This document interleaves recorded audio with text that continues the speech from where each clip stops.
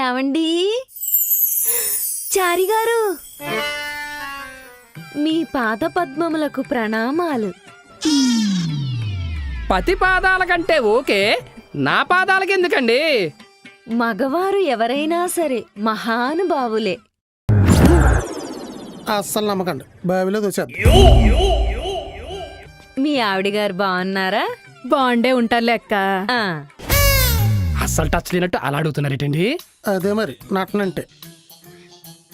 ఏవండి, లేదండి. మొన్న మీ కాళ్ళకు మంచం కోడు తగిలింది కదా, మీ కాళ్ళకు మంచం కోళ్ళ దోషం ఉందని పంచాంగంలో చదివానండి. ఆహా, అయితే ఇప్పుడు ఏం చేయాలంట? ఆపకుండా 3 రోజులు రోజుకి 30 సార్లు మడి నీళ్లతో కడిగి తడి లేకుండా తుడవాలి. ఏటిని మంచకోళ్ళ? కాదండి, మీ కాళ్ళని.